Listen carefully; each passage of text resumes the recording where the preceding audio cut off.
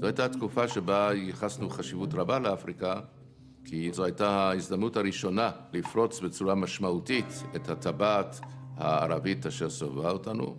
בתוך כדי התקופה הזאת גם יצאתי במשימות איסוף באפריקה, בזהות זרה.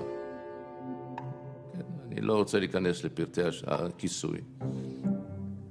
סיירתי ארוכות גם במערב אפריקה, גם במזרח אפריקה. השתתפתי בכנסים בינלאומיים, התחככתי עם אנשים מכל הסוגים והמינים. היה חשוב מאוד לקיים את המגעים האלה, את הקשרים האלה. מדברים על קשרים שמתפתחים לאט. אנחנו הולכים למשל את מרוקו. הקשרים עם המלך המרוקאי התחילו בשנות ה-60. זה דבר קלאסי ממדרגה ראשונה שבו המוסד מילא תפקיד מרכזי. מרכזי. אני חושב שאני הישראלי הראשון שישב עם מלך מרוקו ויצרתי את הקשר בין מרוקו לישראל. המרוקאים קיבלו ידיעות שנאסר חושב שצריכים להחליף את מלך מרוקו שהוא מערבי מדי, ושנאסר מתכנן לחסל את מלך מרוקו. שאל את עצמו מלך מרוקו, מי יכול לעזור? אמרו היהודים, הישראלים. נפגשנו איתם, סיכמנו על סיכום פעולה, איך אנחנו מאבטחים את המלך. חלק מהבטחת המלך כלל גם חיסולים פוליטיים? לדוגמה, החיסול של בן ברקה? השאלה הבאה. Fondateur du second parti marocain, l'Union nationale des forces populaires, Mehdi Ben Barka était condamné à mort par contumace depuis novembre 1963 pour atteinte à la sûreté extérieure de l'État. בן ברקה היה פעיל אופוזיציה מרוקאי. באותה תקופה המוסד הצליח לבסס מערכת יחסים מאוד אדוקה עם הביון המרוקאי, ובאיזשהו שלב הביון המרוקאי קיבלו החלטה לחסל את בן ברקה. Que dans cette maison de Fontenay-le-Vicomte en Île-de-France, Ben Barka n'a pas été tué accidentellement par un barbouze français, mais bel et bien torturé, subissant le martyre pendant plus d'1 heure, avec un seul but, l'assassiner. Et qui tiennent les instruments de torture? Cet homme, le général Oufkir, et à ses côtés, le général Ahmed Limz, alors simple פורסם שנפגשת עם ראשי המודיעין המרוקאי, דלימי ואופקיר, והם ביקשו שתעזור להם לחסל את איש האופוזיציה, בן ברקה. הם יזמו את זה? אז תשאל אותם. את המרוקאים? כן, את לימי ואת אופקיר.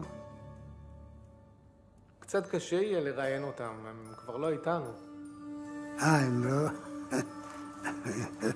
אז מה אתה רוצה ממני? לא רוצה להיכנס לזה. בן ברקה הגיע לפריז, ושם חטפו אותו אנשי המודיעין המרוקאי של גנרל אופקיר. חקרו אותו באלימות רבה, הוא מת במהלך החקירה.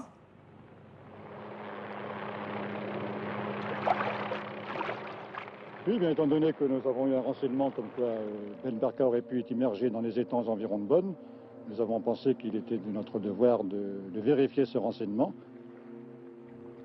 אז המוסד מעורב במבצע חיסול שלא קשור לביטחון ישראל. בלי שום עכבות או שאלה של מוסר?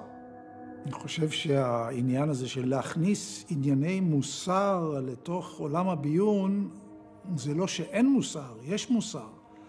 אבל אתה שוקל שיקולים של מה אתה רוצה להשיג, מה אתה מוכן לסכן בשביל זה, ולפעמים אתה משתף פעולה עם השטן בכבודו ובעצמו.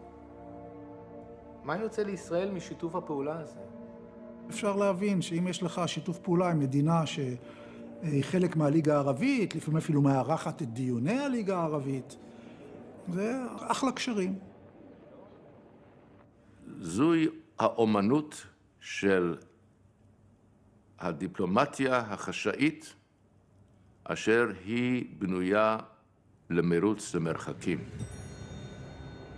כאשר החלו להסתמן אפשרויות שהמלך המרוקאי רוצה ליצור דו-שיח בינינו לבין המצרים, וראש המוסד אז, יצחק חופי, זיכרונו לברכה, הייתה לו מערכת יחסים יוצאת דופן עם שליט מרוקו. אורגנה נסיעה של משה דיין למרוקו, לפגוש את סגן ראש ממשלת מצרים. ופה מתחיל מן הלוך וחזור בין קהיר לישראל, למרוקו, הכל בחסות המלך. מה היה תפקידו של המוסד בשיחות האלה? המוסד... הוא היה שותף מלא? המוסד תיאם את הכל, המוסד היה אחראי.